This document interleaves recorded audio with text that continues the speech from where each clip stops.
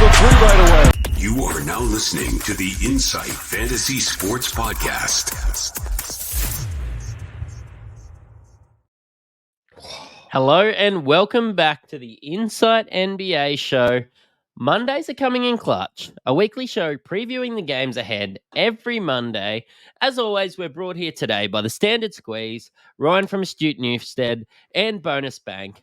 I'm the Supercoach Mattrix, and yesterday I was a bit lonely doing it solo. So today I'm here with the big horse. I've pulled you out of bed because Skitty's pulled out on me. Mate, you look tired. Oh, I'm buzzing. I love NBA. The moment you said, do you want to do a pod with me? I got a bit of a chub, and then I'm like, yep, let's get it on. So here we are. We're going to discuss yesterday's game, or tomorrow's game, sorry. And yeah, hopefully we can give you an insight as to the week ahead and try and give you a leg up. Mate, when I have a look at what's got me running, a little bit of cherry ripe, a couple of powers with the hammer in the last podcast. I've got my What a standard man. squeeze. I might do a shot of that delicious. just to get me going. Ash's homebrew gets me, Randy. But Delicious. on coming in clutch, we're going to preview the 8 games ahead. We're going to do a deep dive into an old trade between the Kings and the Pacers, and we're just going to cover some waiver wire pickups along with having some fun along the way. Mate, our previews are brought here today by Bonus Bank. Bonus Bank is Australia's #1 match betting site.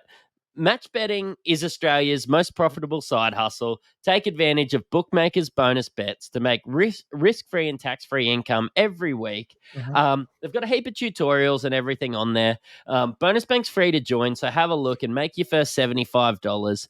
For less than a couple bucks a day, you can upgrade to a premium account, of which you get a discount using code INSIGHT for 25% off. Look, learn how to use some bonus bets, make a free account, look into it for yourself. But I know we've been making a little bit of bank out of these guys. So.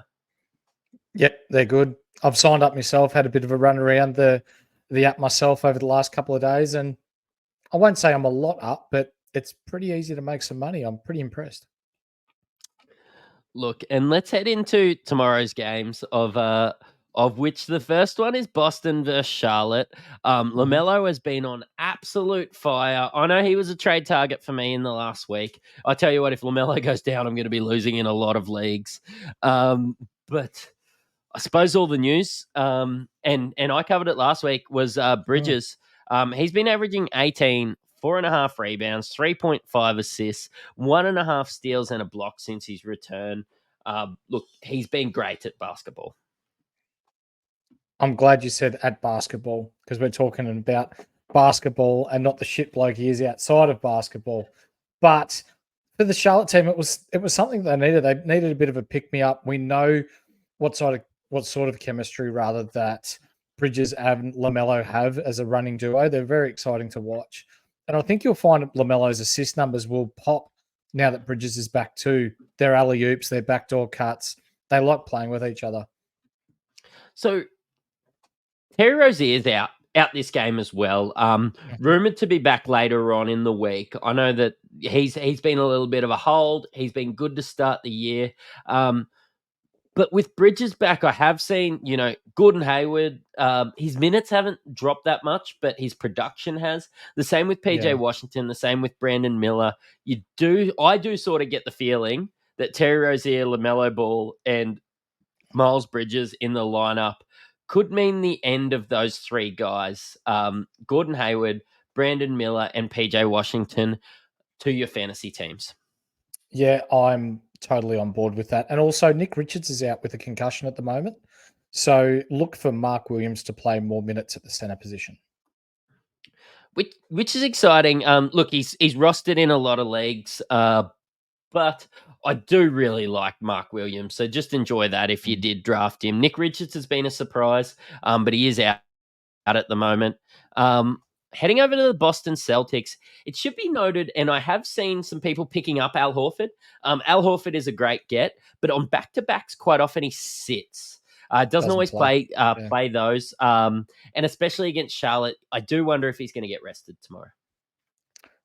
Yeah, I tend to think that this will potentially be a blowout early and that they're going to give their second unit a fair bit of a run here. Yeah, I sort of agree. Celtics, actually, Grizzlies were really good against the Celtics. And you know that I would have done everything in my power to watch every minute of the Grizzlies games. They were really impressive today.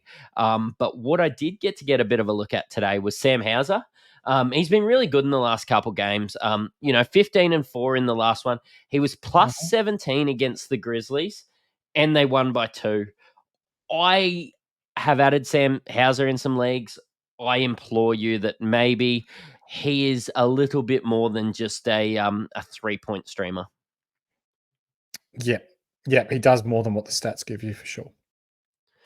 Look, heading into the next game, let's have a look at Denver versus Detroit.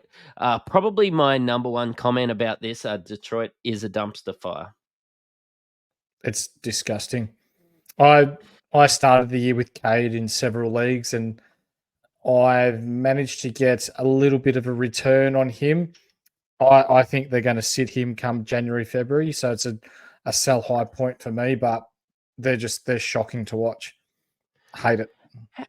How crazy is it that Kevin Knox in his last 4 games, like 34 minutes, 32 minutes, 29 minutes, 26 minutes, he didn't even have an NBA team like 2.5 weeks ago. Does that not Like, scream what? tanking already? Yeah. Look, it's awful. Stanley Amude's been getting some minutes again. He You played mad? 25 minutes in the last one, and Mm. it's like, who the fuck is that guy? Look, 19, 4, and 3. That's like Cade's numbers at the moment. Honestly, there's these people that don't play. Wiseman scored 15. Don't reach too much into that. Even Sasser's dropped off. Like, how does Wiseman, as awful as he's looked, play 10 more minutes than Marvin Bagley and 5 more minutes than Isaiah Stewart? There's just been nothing going on with the The Pistons. the only thing I can see with that is that they've already implemented tank mode, and that they're just trying to see whether something will tick with Wiseman or whether the investment that they put forward getting him across from Golden State was a waste of fucking time, and that they'll just end up dropping him or trying to trade him for a bag of peanuts. So I think this is it's a bit of James Wiseman time at the moment. He will get some minutes, but it's purely to see whether he knows how to dribble or shoot a basketball. If you've got your back up against the wall and you really need to take a punt on someone, it is probably some guy that you've never heard of from the Detroit Pistons to win your week, isn't Mhm. it? Yeah, it is. Yeah. Um, Look, Denver are playing against Detroit. You do wonder if it's going to be a bit of a blowout, and maybe Nikola Jokic doesn't get the run that he deserves or that he gets every game. But he's going to be really good. One thing I do want to note is maybe how good Reggie Jackson's been in that starting lineup with Jamal Murray out. Reggie Jackson could probably be owned in almost all leagues. He's been phenomenal, hasn't he? The old boy winding back the clock, running the show there in Denver. They had a bit of a shitter today, but yeah, they'll bounce back next game. Jokic with And his worst game as well, 18, 10, and 7, was it? Which, to anyone else, that's an elite game. As for those of you watching on YouTube, Mr. Mattrix takes another sip out of his 4-1. The man, like, when you're talking 18, 10, and 7 for a guy like Jokic and saying that it's a shit game, like, that's elite by anyone else's standards. So expect a bounce back game next game. that's also like the least amount of minutes that he's probably played and might play all He was, year, yeah, barring he was in foul barring trouble injury. early. Yeah. Yeah. Aaron Gordon, Michael Porter Jr., good ads, good holds. Honestly, maybe even good trade targets. Michael Porter Jr. has been probably what we wanted him to be when he was drafted, and Aaron Gordon is just the perfect role player. You've said it perfectly. Milwaukee are playing Washington. All these games are at the same time. 10 a.m. for those playing in Australia. Honestly, when you saw me swigging out of me standard squeeze, I thought that you were just going to pump out. You're like the man, and I thought you were just going to go into a rant about how much I drink. You probably don't need to cover that on the No, podcast, mate. So. I'm pretty sure the viewers know how much you can put away. But tomorrow, Milwaukee versus Washington. Are you going to waste your time watching this, or are you just going to go to Sportsbet and punt the 30 over for Milwaukee tomorrow? It's hard because I've got Jordan Poole in some rosters. Have you And have you seen on social media that Washington are now starting to believe that he's not the player they thought he was? Duh. And they're now yeah, looking to move him on. I mean, playing next to Steph Curry, he makes everybody better around him. Tyus Jones makes good players better around him. Kyle Kuzma and Daniel Gafford and supporting casts definitely does not do that. Hey, I got an idea. Why can't Jordan Poole go and play the sixth man like he did in Golden State at Washington? Let Tyus Jones run the first unit and then just let him jack shots with the second unit. I mean, he'll get hot, he'll score points, it'll be all right. Him beside Kuzma, just not going to work. No. Yeah, look, it's hard. Like there are some. I've actually enjoyed watching Denny Avdia though. Love watching him play. He was a waiver wire pickup for me earlier in the season, and he's quickly turned into a solid 12 team. Not so much a stream, but a keeper for me now. There's nobody on this team that can stop Giannis Antetokounmpo though. Look, get on 30 plus, 15 rebounds and 5 assists plus. It's going to be Is a that all? huge one. I was going 70 points, 30 rebounds, 27 assists, 5 blocks, 7 steals, and that's all. Malik Beasley's been up there as a good player as well. Stream. Bobby Portis is probably a streamable option as well. Maybe if we expect him to be blowing up, and we expect the Bucks. You just said 30 plus. Maybe a Pat Connaughton or a Portis or a Beasley are a really good play. Yep, especially with Crowder out or Beauchamp even. He looks the goods, not so much on the stat sheet so far, but he looks a nice player coming through for the Bucks. No, let's head into Chicago for the next one. Miami versus Chicago. Miami have been bit by the injury bug, but it's sort of been a next man up situation for them, hasn't it? Yeah, they've actually done really well, haven't they? Just to keep that ball rolling. Duncan Robinson, probably one of the better streamable players in the league at the moment. He's doing a bit of everything. Yeah, he's been good, and even Jameer Jaquez Jr. He's been really good as well. Just getting those minutes. Look, Duncan Robinson's been good. Actually, the Bulls and the Heat played just a couple days ago, and of course, Bam scored really well, just being a lot younger than Vooch. Jimmy Butler always scores really well, but really good matchup for Duncan Robinson as well. So, yeah, for sure. Kobe White. Do you think that he should be rostered in all comps? He's been probably a top 140 player, but do you chase the upside? I'm not sure he's worth giving up that stream spot. I think that he's somebody that you could get in for some games, but what do you think? That's a big call. It would depend how many beers I've had as to whether he'd make his way into my team or not. In a 12-team scenario, no. 14, 16, yes. I think he will be a 12-team keeper once Levine goes, and it's a worst kept secret in the NBA. He's shitty with the Chicago Bulls organization. They won the other day, and he stormed off the court. So it's not a matter of if, it's when he gets traded, and when he gets traded, it'll be the Kobe White show. Now, I'm with you.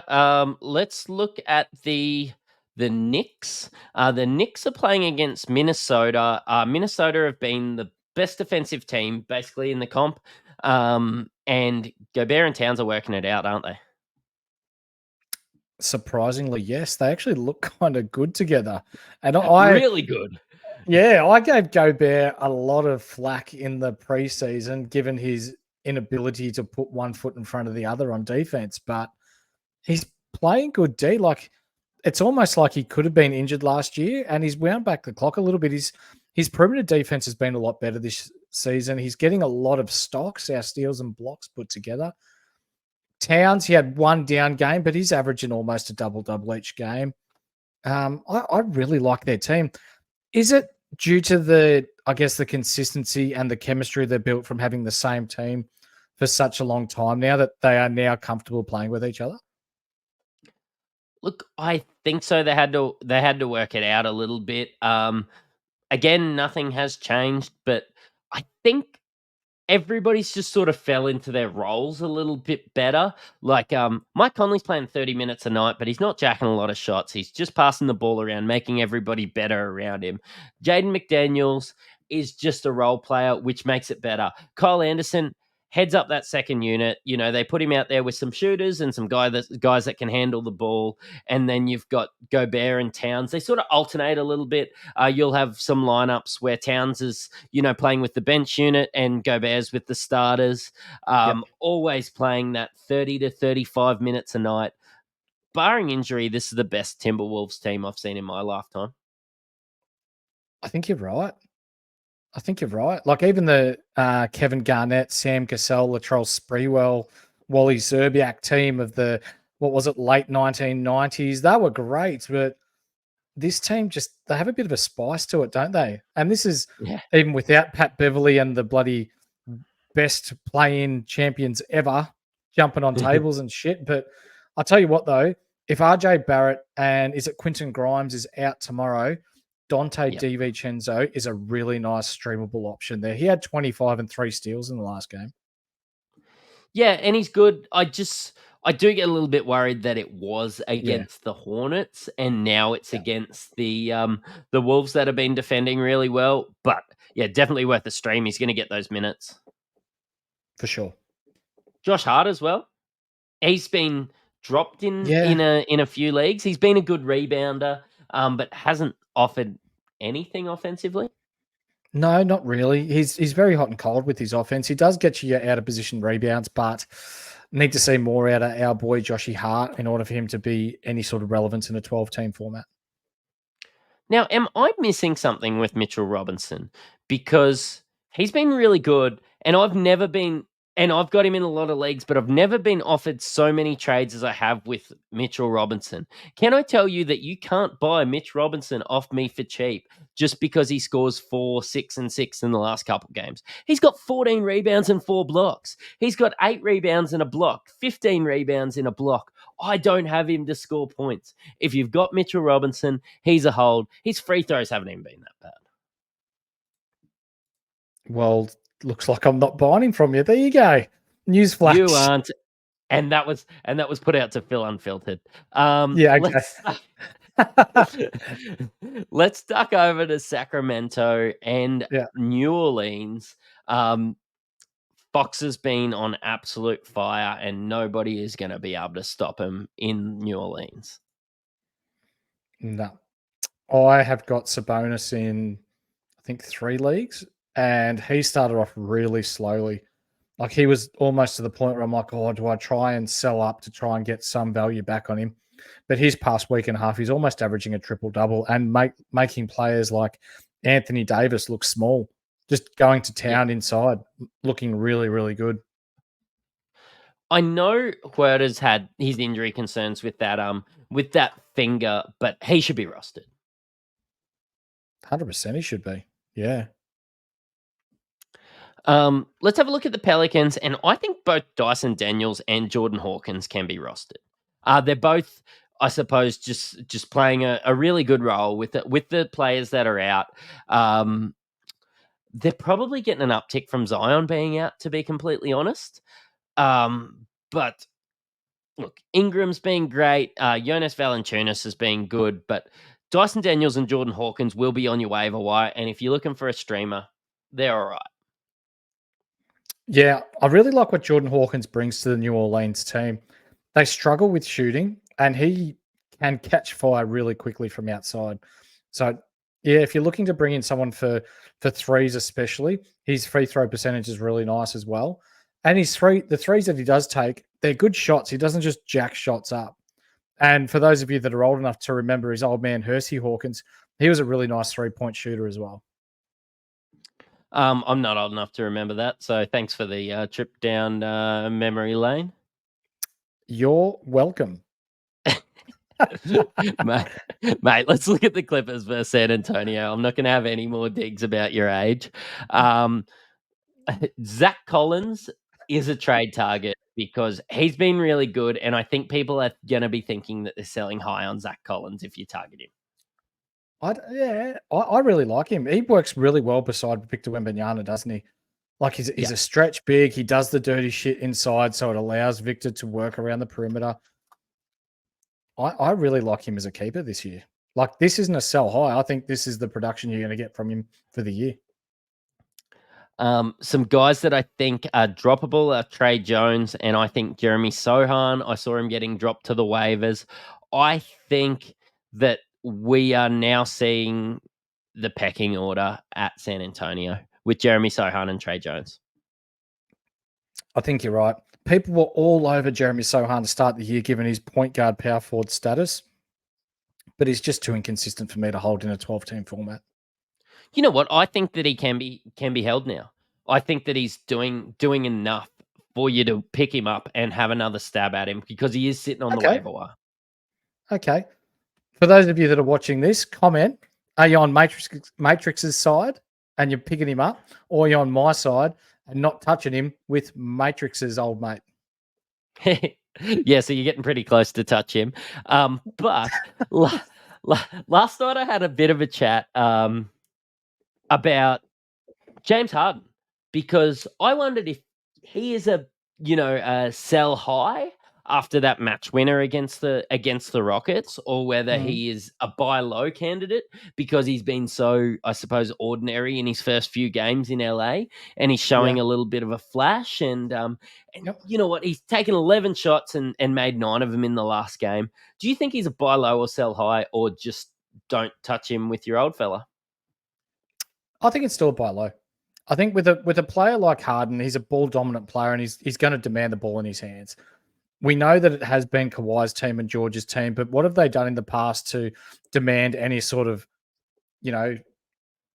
preference over Harden when they've got no championships or any relevance to speak of? So if it's working with Harden, with Westbrook coming off the bench, I think this is a really nice buy low situation where if you can get him and not have to break the bank to get him, I think he'll be nice in the back end of the year. My concern when I had a look at his stats, and I'm probably just going to have a little bit of a look at my notes from last night, was how efficient he was. And I don't really want to see that as a negative thing because you're going to be sitting there going, wait, you're saying about how efficient James Harden is? I'm talking about the fact that he only took 11 shots for his points. I think Harden to absolutely get cooking, he needs to be in a completely different situation where he's taking those 20 shots a game. He seemed to make the guys around him a little bit better, which isn't something we've always seen from Harden. But I think it's Paul George's team. James Harden and Kawhi Leonard are just going to fall in and they're going to take turns as to being the second players on the team. Quick one for you then. Where do you see Harden's rank being by year's end? Top what? 40. Top 40? I'm with 40. you there. Yep. Yeah, I hate to keep throwing back to my leagues, but when you're in 10 leagues, if you want to believe me as to when you would sell Harden when you would buy Harden, this is what I actually put my money into. And I worked on a trade for Lamelo using Harden as a trade piece because I expect Lamelo, even though he's a bit disappointing early, when you have a look at the fact that I believe the coach wasn't as transparent about how much he was training before the season. So the first game of the Hornets season seemed to be, how would I say, like his preseason. So he was working himself up to match fitness. Now that I'm seeing him in this tremendous match fitness, I was moving heaven to earth and I used Harden as a piece to get a LaMelo ball in my team. So nice. Mate, there's one more game. That's Houston versus Golden State. And I know Houston are on a back-to-back, but I still really think that they could beat Golden State in the, how would I say, state that they've been in at the moment. Yeah. Yep. No. Houston Really? on the back-to-back. No. Houston on the back-to-back. Golden State, Curry's had a little bit more rest. It's almost like a bit of a rivalry, I guess, not so much a rivalry between teams because they had been at it in the past, but Brooks just talks that much shit. You can see Curry sort of steps up his game a little bit whenever he plays against him specifically. He did it when he was at Memphis. He'd done it already this year against Houston. I anticipate he's going to step up again and torch him. It's just really hard because there's been nobody else really offering anything. Wiggins was really good in the last one. I hope to He see had that to be. continue. Um, he's been a guy that's honestly been dropped on waivers for somebody that was Yeah. taken in, your top 80s, your top 90s. It's been a phenomenal fall from grace for him. But he's somebody that I like, and I think Dylan Brooks, with his cool down, is somebody that you can nearly consider to start dropping. You're not going to drop him before a game, but No. maybe, again, if he scores another 10, 12, with, not too many rebounds and stuff, you could just get rid of him. Yep. One name I do want to throw up to you, and I don't know how to say his name properly. Brandon Podziemski. Is it for Yeah. Golden State? Let's just call him Pod. Yep. He's not 12 team or 14 team streamable, I don't believe, but anyone in a 16 or 20 team league, are you looking at him? He gives out of position rebounds. He dishes the rock pretty well, shoots the three pretty nicely as well. I think until Dre comes back, or like Yep. Moody or Kaminga aren't really putting. That was a mouthful. Moody, Moody or the cum bucket, just really haven't been putting their hands up and said play me. And Pod's just, I suppose, taking advantage of the situation. I expect him to get minutes for the rest of the year, and I like him. He's a baller. Backyard ballers. Yes, sir. Mate, look, we'll just delve into this one really quickly. Let's go into some waiver wire pickups. Sure. Might be good to wrap this up after how many after the time and pulling you out of bed and everything like that, mate. Okay. Is there anybody that you've targeted in particular picking up off the waiver wire this week? Yes. Jonathan Isaac. If he starts to go north of 20 minutes, his defensive stats are unbelievable. That's my number one target this week. I'm also looking at Precious Achiuwa in 16 and 20 man leagues, just given that it almost looks like there's a bit of a timeshare there with Jakob Poeltl at Toronto. So Achiuwa's cracked north of 20 minutes in his last 3 games and has been starting in third quarters coming out after halftime. So there's a bit of a timeshare there. He can shoot the three, gets boards. He's been adding to his assists. He's got 5 assists, 2 out of his last 3 games. Not a bad pickup, really. And they don't have that much depth there, so they are some guys that you could look at. Mate, I'm just looking at some of the waiver wire pickups, and you've already mentioned him, Dante DiVincenzo, nearly 4,000 teams adding Dante this week. A guy that I was looking at was Sam Hauser, small forward, power forward, 2,700 people adding them in Yahoo. Eric Gordon, I was a bit surprised by this. Look, he's been scoring okay. I think the 40 minutes was a bit of an outlier in the last game. He's obviously not going to play 40 minutes a night. It's going to be in and around that 29. But he has scored over 10 points in his last 4 or 5. Scored 20 and 6 assists in his last one.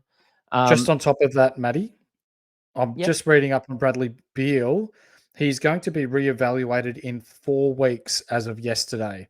So that is potentially why he's being streamed so high. He's going to get another run at it for another month. Yeah, I like it. And I like that for Booker. Maybe a trade target for Booker. It for Booker. Yep. I see Brandon Miller being added in 2,100 Don't understand comps. that. I don't understand that in any way, shape, or form. I was betting unders on him on the weekend. Wiggins is only owned in 71% of leagues. I understand 1,900 people picking him up. Kevin Knox has been both picked up and dropped. He's been seeing the minutes. He's always seen over 24 minutes in every game he's played. Even dropped over 30 minutes for a couple games. But with the dumpster fire that is Detroit, if you're gonna throw a dart at someone, may as well be him. Yeah, I guess so. I don't watch Detroit anymore, so I'll leave that to you. Beasley again should see some minutes against Milwaukee, against Washington. Again, the logic is that the starters are sitting, and one of those lower tier guys like your Beasley sees a lot of minutes. Bilal Koulibaly added, again, could just get an extended run, maybe against the bench from Milwaukee. And Where do Gary you see Trent his Jr., value, Matty? Before we go, where do you see Bilal's value at? top 120 by the end of the year. Yep. I- I agree. I think it could even be top 100, given that I think they'll start the tanking early and he's going to get more minutes.